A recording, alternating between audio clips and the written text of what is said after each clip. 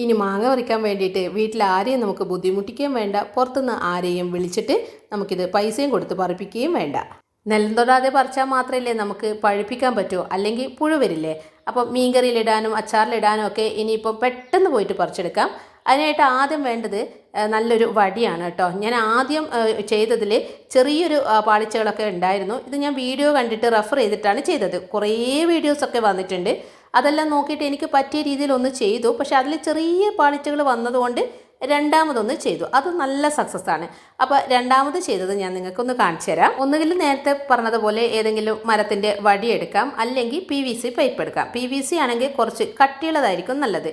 ആദ്യം ചെയ്തത് കുറച്ച് തിന്നായിട്ടുള്ള പൈപ്പായിരുന്നു, അതുകൊണ്ട് രണ്ടാമത് ചെയ്തപ്പോൾ കുറച്ചും കൂടെ കട്ടിയുള്ളത് തന്നെ അങ്ങ് എടുത്തു, അല്ലെങ്കിൽ ഇതിങ്ങനെ വളഞ്ഞു പോവും.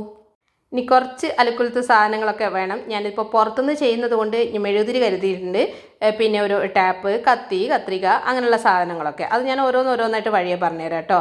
ഞാൻ പറഞ്ഞില്ലേ കുറേ വീഡിയോസ് കണ്ടിട്ടുണ്ടെന്ന്, അതിലൊക്കെ ഇങ്ങനെ ആ സ്റ്റിക്ക് പിടിപ്പിക്കുന്നത് സ്ക്രൂ ഡ്രൈവറൊക്കെ ഉപയോഗിച്ചിട്ടാണ്. പക്ഷേ അങ്ങനെയുള്ള സാധനമൊന്നും എനിക്കില്ല, അത് അറിയേയില്ല അതൊക്കെ ചെയ്യാൻ വേണ്ടിയിട്ട്. പിന്നെ എൻ്റേതായ രീതിയിൽ ചെറിയ മാറ്റങ്ങൾ വരുത്തി ചെയ്തപ്പോഴാണ് ഈ ഒരു രീതിയിലേക്ക് എനിക്ക് വന്നത് കേട്ടോ. അപ്പോൾ നിങ്ങൾ സ്റ്റിക്ക് സംഘടിപ്പിച്ച് കഴിഞ്ഞാൽ പിന്നെ വേണ്ടത് ഇതേപോലുള്ളൊരു ബോട്ടിലാണ്. ഈ ബോട്ടിലിൻ്റെ സൈസ് 2.5 ലിറ്ററിൻ്റെയോ അല്ലെങ്കിൽ 2 ലിറ്ററിൻ്റെ ഒക്കെ ഉണ്ടാവില്ലേ, പെപ്സി മിറിൻ്റെ ഒക്കെ, അതാണ് വേണ്ടത് കേട്ടോ. ഞാൻ പറഞ്ഞില്ലേ ആദ്യത്തേത് ചെറിയൊരു ഫ്ലോപ്പ് ആയിട്ട് പോയിട്ടുണ്ടെന്ന്. അതിനൊരു മെയിനായിട്ടുള്ള രണ്ടാമത്തെ റീസൺ ഈ പാത്രം തന്നെയായിരുന്നു, അല്ലെങ്കിൽ ഈ ബോട്ടിൽ തന്നെയായിരുന്നു. 1 ലിറ്ററിൻ്റെ ബോട്ടിലെടുത്ത് ചെയ്തപ്പോൾ എല്ലാം നല്ല സക്സസ് ആയിരുന്നു, പക്ഷേ മാങ്ങ അതിൻ്റെ ഉള്ളിലേക്ക് വീഴുന്നില്ല. അങ്ങനെ ഇത് രണ്ടാമത് ചെയ്യേണ്ടി വന്നത്. നിങ്ങൾ ഈ ഒരു രീതിയിലാകുമ്പോൾ വേറൊന്നും ആലോചിക്കണ്ട കേട്ടോ. കാരണം ഞാനിത് പറഞ്ഞ മാതിരി ഫ്ലോപ്പായിട്ട് ശരിയാക്കി എടുത്തത് കൊണ്ട് തന്നെ ഇത് കറക്റ്റായിട്ട് നിങ്ങൾ റെഫർ ചെയ്തിട്ട് ചെയ്തോളൂ. ആദ്യമായിട്ട് ചെയ്യുമ്പോഴാണെങ്കിൽ ഒരു സ്കെച്ച് പെന്ന് കയ്യിൽ കരുതിക്കോ കേട്ടോ. കാരണം അതിൻ്റെ അളവും കാര്യങ്ങളും നമുക്കൊന്ന് കാൽക്കുലേറ്റ് ചെയ്യുമ്പോൾ, പിന്നെ കട്ട് ചെയ്യുമ്പോഴും ശ്രദ്ധിക്കണം. ആദ്യം ചെറുതാക്കി കട്ട് ചെയ്തതിന് ശേഷം ഒന്ന് വലുതാക്കി എടുത്താൽ മതി. ഞാനിപ്പോൾ സ്കെച്ച് പെന്നുകൊണ്ട് അവിടെ ഒന്നങ്ങ് അളന്നല്ല ജസ്റ്റ് ഒന്ന് വരച്ചെടുക്കുന്നുണ്ട്. നമ്മളിപ്പം കിളിക്കൂടൊക്കെ വരയ്ക്കില്ലേ, അല്ലെങ്കിൽ തത്തമ്മയുടെ കൂടൊക്കെ വരയ്ക്കുമ്പോൾ ആ കൂടിൻ്റെ ഒരു ഷേപ്പില്ലേ, ഒരു ആർച്ച് ഷേപ്പ്, ഏത് രീതിയിലെങ്കിലും വേണമെങ്കിൽ വരയ്ക്കാം, അതൊന്നും ബുദ്ധിമുട്ടില്ല. എന്നാലും ജസ്റ്റ് ഒന്നങ്ങ് വരച്ചെടുത്തിട്ട് അതിൻ്റെ മുകളിലൂടെ ഒന്നങ്ങ് കട്ട് ചെയ്തെടുക്കുക. കട്ട് ചെയ്യുമ്പോൾ ആദ്യം തന്നെ വലിയ ഹോളിൽ കട്ട് ചെയ്യേണ്ട, അതായത് മുകളിലത്തെ ഭാഗം ഒന്ന് ശ്രദ്ധിച്ചാൽ മതി. അധികം തുമ്പിലേക്ക് അങ്ങോട്ട് പോവണ്ട, എന്നാൽ ഒരു മിഡിൽ നിന്ന് കുറച്ച് മുകളിലേക്കാക്കിയിട്ടും കട്ട് ചെയ്യണം. കാരണം ഒന്നാമത് മാങ്ങ പറിച്ചിട്ട് അതിൻ്റെ ഉള്ളിൽ തന്നെ വീഴാൻ വേണ്ടി താഴെ സ്പേസ് വേണം. പിന്നെ അധികം മേലേക്കാക്കി കഴിഞ്ഞാൽ പിന്നെ അതിങ്ങനെ കീറ് പോലെ വന്നിട്ട് ആ ബോട്ടിൽ പെട്ടെന്ന് പൊട്ടിപ്പോവും. അതുകൊണ്ട് കറക്റ്റാക്കിയിട്ട് ഒരു 75% മുകളിലേക്ക് കയറ്റിയിട്ട് കട്ട് ചെയ്താൽ മതി കേട്ടോ. പിന്നെ നമ്മൾ ആ ഒരു മൂടിയില്ലേ അതിൻ്റെ അടപ്പ്, ആ അടപ്പിൻ്റെ ഭാഗത്തല്ലേ സ്റ്റിക്ക് വരിക. അപ്പം അതിന് കണക്കാക്കിയിട്ട് തിരിച്ച് പിടിച്ചിട്ട് വേണം നമ്മൾ വരയ്ക്കാൻ. അതായത് അടപ്പിൻ്റെ ഭാഗത്തിൻ്റെ അവിടെയാണ് മാങ്ങ വീഴുക, അവിടുന്ന് മുകളിലേക്കുള്ള ഭാഗത്താണ് ഞാനിപ്പോൾ മുറിച്ചെടുക്കുന്നത്. ഇപ്പോൾ ചെയ്യുന്നത് സ്റ്റീലിൻ്റെ ഒരു ചെറിയൊരു കത്തി ഉണ്ടായിരുന്നു, അതിങ്ങനെ മെഴുകുതിരിയിൽ കാണിച്ചിട്ട് നന്നായിട്ട് ചൂടാക്കിയിട്ടാണ് ഇത് വരഞ്ഞെടുക്കുന്നത്. അപ്പം വേഗം തന്നെ അങ്ങ് ഉരുകി പോകുമല്ലോ, അങ്ങനെ നമുക്ക് പെട്ടെന്ന് തന്നെ കട്ട് ചെയ്യാൻ പറ്റും. ഇനിയിപ്പോൾ നിങ്ങളുടെ കയ്യിൽ നല്ല ഷാർപ്പായിട്ടൊരു കത്രിക ഉണ്ടെങ്കിൽ കത്രിക കൊണ്ടും ഇതേ രീതിയിൽ കട്ട് ചെയ്തെടുക്കാം. ഇത് കണ്ടോ, ഞാനിപ്പം ഈ ഒരു അളവിലാണ് ആദ്യം ഇത് മുറിച്ചെടുത്തത്. ആ ഹോള് എന്തായാലും ഇതിൽ മാങ്ങ വീഴില്ല. ഇനിയിപ്പം അതിൻ്റെ അടിഭാഗം, അതായത് ആ ബോട്ടിൽ ഞാൻ പറഞ്ഞില്ലേ തലതിരിച്ചിട്ടാണ് പിടിക്കുന്നതെന്ന്, അപ്പോൾ അതിൻ്റെ അടിഭാഗത്തേക്ക് കുറച്ചും കൂടെ അങ്ങോട്ടേക്ക് ആർച്ച് പോലെ ആക്കിയിട്ട് എടുക്കുന്നുണ്ട് കേട്ടോ. ആ ബോട്ടിൻ്റെ അടിഭാഗത്താണ് ഞാൻ പറഞ്ഞത് അധികം അങ്ങ് അറ്റത്തേക്ക് പോയിട്ട് നമ്മൾ ആർച്ചാക്കി എടുക്കേണ്ടെന്ന്. ഇനി ഇതുപോലെ ആർച്ചാക്കിയിട്ടൊന്നും കട്ട് ചെയ്യണമെന്നൊന്നുമില്ല കേട്ടോ. അവിടെ സ്ക്വയർ ആക്കിയിട്ടും അല്ലെങ്കിൽ റൗണ്ട് ഷേപ്പിലും എങ്ങനെ വേണമെങ്കിലും ചെയ്യാം. മാങ്ങ കുപ്പിയുടെ ബോട്ടിൻ്റെ ഉള്ളിലേക്ക് വീഴണം, അത്രയേ ഉള്ളൂ. ഇനിയിപ്പം ഇവിടെ ഇത് നമ്മൾ മുഴുവനായിട്ട് കട്ട് ചെയ്തെടുത്തല്ലോ. ഇനിയിപ്പം നമ്മൾ ക്യാപിറ്റൽ A എഴുതില്ലേ, അതുപോലെ ഒരു ട്രയാങ്കിൾ അല്ല ഒരു കോണ് നമ്മളവിടെ വരയ്ക്കണം കേട്ടോ. ഈ ഒരു ബോട്ടിലിൻ്റെ നമ്മൾ ആദ്യം കട്ട് ചെയ്തു, അതിനുശേഷം അവിടെ ഈ ഒരു ഭാഗത്താണ് A വരയ്ക്കുന്നത് കേട്ടോ. എയുടെ ഷേപ്പിലൊരു കോണ് പോലെ വരച്ചിട്ട് അതിലൂടെ നമുക്ക് കട്ട് ചെയ്യണം. ഇതെന്തിനാണെന്നറിയോ, ഇതിങ്ങനെ ചെയ്യുകയാണെങ്കിൽ നമ്മളിപ്പം നമ്മുടെ മാങ്ങ ഞെട്ടുണ്ടാവില്ലേ, ആ ഞെട്ടിൽ ഒരു നേരിയ കമ്പുണ്ടാവില്ലേ, ആ കമ്പിലേക്ക് കൊളുത്തിയിട്ട് പെട്ടെന്ന് വലിച്ചെടുക്കുമ്പോൾ നമുക്ക് കിട്ടാൻ വേണ്ടിയിട്ടാണ്. ഈ കോൺ അവിടെ കട്ട് ചെയ്ത് കഴിഞ്ഞാൽ ബോട്ടിലിൻ്റെ പണി ഏതാണ്ട് കഴിഞ്ഞു. ഇനി എക്സ്ട്രാ ഒരു കാര്യം വേണമെങ്കിൽ ചെയ്യാം, ഞാൻ പിന്നെ പറഞ്ഞുതരാം. ഇനിയിപ്പം നമുക്ക് സ്റ്റിക്ക് അവിടെ ഘടിപ്പിക്കണ്ടേ. അപ്പോൾ ആദ്യം ഈ നമ്മൾ കണ്ട വീഡിയോയിലൊക്കെ ഇങ്ങനെ ഈ ടോപ്പില്ലേ അടപ്പ്, അതിൻ്റെ ഭാഗത്താണ് സ്റ്റിക്ക് വെച്ചിട്ട് സ്ക്രൂ ഡ്രൈവറൊക്കെ ഇട്ടിട്ട് തിരിച്ച് പിടിപ്പിക്കുന്നത്.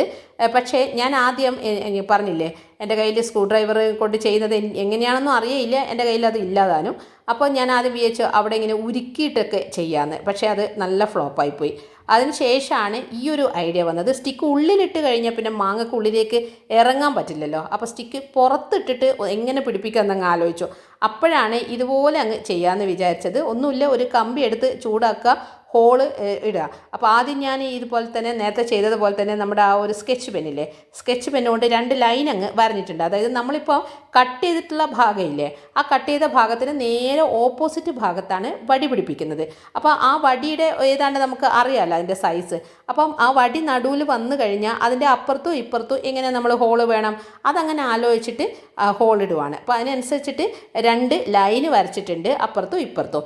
എന്നിട്ട് ആ ലൈനിലൂടെയാണ് ഞാൻ ഹോളിടുന്നത്. അപ്പോൾ 2 ലൈനിൻ്റെ ഇടയിലാണ് വടി വരിക. ക്ലിയർ ആയിട്ടുണ്ടാവില്ലേ? ഞാൻ ഡീറ്റെയിൽ ആയിട്ട് പറയുന്നത് നിങ്ങൾക്കൊരു കൺഫ്യൂഷൻ വരണ്ടെന്ന് വിചാരിച്ചിട്ടാണ്. അപ്പോൾ ഇതിങ്ങനെ ഹോള് ഇട്ടിട്ട് ഇനിയിപ്പം അത് പിടിപ്പിക്കണം. അപ്പോൾ പിടിപ്പിക്കുന്നത് ഒരു നമ്മൾ തിന്നായിട്ടുള്ള കമ്പിയൊക്കെ ഉണ്ടാവില്ലേ, നമ്മളിപ്പോൾ ഹാർഡ്വെയർ ഷോപ്പിലൊക്കെ ഉണ്ടാവും. പിന്നെ വീട് പണിയൊക്കെ നടന്നു കഴിഞ്ഞാൽ വേസ്റ്റായി കിടക്കുന്ന കാര്യങ്ങളൊക്കെ മതി. ഇനിയിപ്പോൾ കമ്പി ഇല്ലെങ്കിൽ തന്നെ നമ്മുടെ നാടയൊക്കെ ഉണ്ടെങ്കിൽ അതായാലും മതി. ചരടൊക്കെ ഉണ്ടാവില്ലേ, ചരടായാലും മതി. കാരണം ഇത് നമ്മൾ ഇളകി പോകുന്നുള്ള പേടിയൊന്നും വേണ്ട. കാരണം ഇതിൻ്റെ മുകളിൽ കൂടെ നമ്മൾ വേറൊരു സാധനം കൂടെ ചെയ്യുന്നുണ്ട്. ഇതാണ് ഞാൻ പറഞ്ഞ ആ ഒരു തിന്നായിട്ടുള്ള കമ്പി. ഇത് അവിടെ ഇങ്ങനെ കിടക്കുന്നത് കൊണ്ട് ഞാനത് എടുത്തു എന്ന് മാത്രം. ഇതിപ്പോൾ ആവശ്യത്തിന് ലെങ്ത് അനുസരിച്ചിട്ട് കട്ട് ചെയ്ത് എടുക്കുക. അതിന് ശേഷം നമ്മൾ ആ വടി വെച്ചിട്ട് നമ്മൾ ഹോള് വടിയുടെ അപ്പുറത്തും ഇപ്പുറത്തും ആയിട്ടാണല്ലോ നമ്മൾ ഹോള് നിരയായിട്ട് ഇട്ട് വെച്ചിരിക്കുന്നത്. അതിനനുസരിച്ചിട്ട് നമ്മൾ ഷൂടെ ലേസ് കെട്ടില്ലേ, അതുപോലെ അങ്ങ് ചുറ്റിച്ച് കെട്ടിയെടുത്താൽ മതി. കമ്പി നമ്മൾ ചെറിയ ചെറിയ കഷ്ണാക്കിയിട്ട് ഓരോ ഹോളിൻ്റെയും ഇങ്ങനെ 2 സൈഡിലേക്ക് എടുത്തിട്ട് ആ ഒരു സ്റ്റിക്ക് വെച്ചിട്ട് ഓരോന്നും കെട്ടിയെടുത്തിട്ടും ചെയ്യാം കേട്ടോ. ഞാനിപ്പോൾ എളുപ്പത്തിന് വേണ്ടിയിട്ട് നീളത്തിലാക്കി എടുത്തിട്ട് അതിങ്ങനെ ഷൂടെ ലേസ് കെട്ടുന്നത് പോലെ ചെയ്തെടുക്കുവാണ്. ഇത് പറയുമ്പോൾ നിങ്ങൾ വിചാരിക്കും ഭയങ്കര ഡിഫിക്കൽട്ടാണെന്ന്. പക്ഷേ നിങ്ങൾ ചെയ്ത് നോക്കിയാൽ മനസ്സിലാവും. കാരണം ഈ ഒരു സാധനമൊന്നും ഞാൻ വേറെ വീഡിയോയിലൊന്നും കണ്ടല്ല. നമുക്ക് ചെയ്യുമ്പോൾ തന്നെ ഓരോരോ ഐഡിയാസ് വരില്ലേ, അങ്ങനെ ചെയ്തതാണ്. ചിലപ്പോൾ നിങ്ങൾ ചെയ്തുകൊണ്ടിരിക്കുമ്പോൾ ഇതിനേക്കാളും ഈസിയുള്ള മെത്തേഡ് നിങ്ങൾക്ക് കിട്ടും. ഇനിയിപ്പം ഈ കമ്പിക്ക് പകരം നിങ്ങൾ നാടയോ അല്ലെങ്കിൽ കറുത്ത ചരടൊക്കെ ഇല്ലേ, അതൊക്കെ ആണെങ്കിൽ ആ ഹോള് ഒന്ന് വലുതാക്കിയാൽ മതി. ഒന്നും കൂടെ നമ്മുടെ ആ ഒരു ഇരുമ്പ് കമ്പി ചൂടാക്കിയിട്ട് കുറച്ച് ഹോള് വലുപ്പത്തിലങ്ങ് ഹോളാക്കിയിട്ട് എടുത്തു കഴിഞ്ഞാൽ നമുക്ക് ഈസി ആയിട്ട് കറുത്ത ചരട് കൊണ്ടൊക്കെ ഇതേപോലെ കെട്ടിയെടുക്കാൻ പറ്റും കേട്ടോ. ഞാൻ ആ ബോട്ടിലിൻ്റെ താഴെ വരെ ഹോൾ ഇട്ടിട്ടുണ്ട്. കാരണം മാക്സിമം അതങ്ങ് ഉറച്ച് നിന്നോട്ടെ എന്ന് വിചാരിച്ചിട്ട്. അപ്പം അവിടെയും കൂടെ കമ്പി ഇട്ടിട്ട് ഞാനങ്ങ് പിടിപ്പിച്ച് വെക്കുന്നുണ്ട്. പിന്നെ ഈ പറഞ്ഞ മാതിരി നമ്മുടെ സ്റ്റിക്ക് നല്ല നീളത്തിൽ തന്നെ ആ ഒരു ബോട്ടിലിൻ്റെ നീളത്തിൽ അങ്ങ് സ്റ്റാർട്ടിങ് മുതലേ എടുത്തു കഴിഞ്ഞാൽ പിന്നെ ഒരു കാരണവശാലും ഇത് ഇളകിപ്പോവില്ല.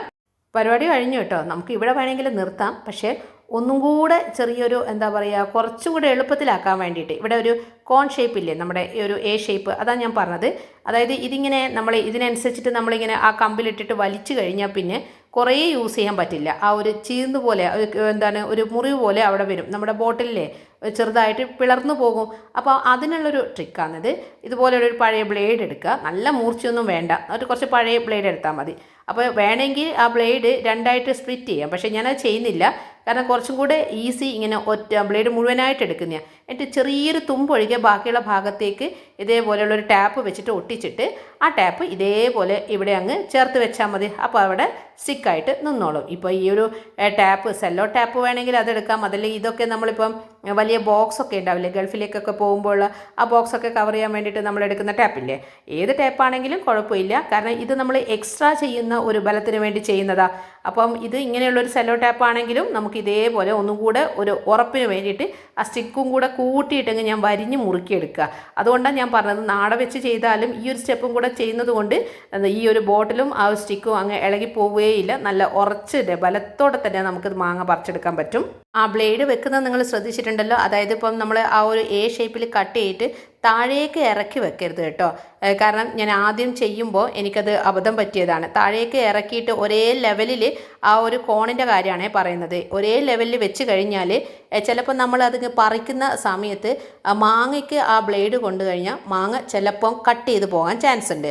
അപ്പം അതുകൊണ്ടാണ് ആ ബ്ലേഡ് കുറച്ച് കയറ്റിയിട്ട് എ ഷേപ്പിൻ്റെ കോണിൻ്റെ ആ അങ്ങേ അറ്റത്ത് കണക്കാക്കിയിട്ട് വെക്കുന്നത്. കാരണം ഈ ഒരു എ ഷേപ്പിൻ്റെ രണ്ട് സൈഡും താഴേക്ക് നമുക്ക് നീളത്തിൽ നിങ്ങൾ കാണുന്നില്ലേ, ഈ താഴത്തെ ഭാഗവും കൂടെ വരിഞ്ഞ് കെട്ടിയിട്ട് ഞാനത് ശരിക്കും ക്ലോസപ്പിൽ കാണിച്ചു തരാം.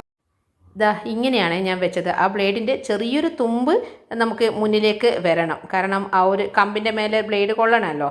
പക്ഷേ ഏറ്റവും ലെവലിലേക്ക് ആക്കിയെടുക്കാനും പാടില്ല. ഈ രീതിയിൽ അങ്ങനെ മാങ്ങ പറിക്കാനുള്ള കൊക്കാന്നോ തോട്ടീന്നോ എന്താ നമ്മൾ പറയുക, അതിവിടെ കംപ്ലീറ്റ് ആയിട്ടുണ്ട്. ഇതൊന്ന് ഉണ്ടാക്കിയിട്ട് കയ്യിൽ വെച്ചാൽ ഇനി എപ്പോൾ വേണമെങ്കിലും മാങ്ങ പറിക്കാൻ വേണ്ടിയിട്ട് നമുക്ക് ഇതും എടുത്തങ്ങ് ഓടിയാൽ മതി.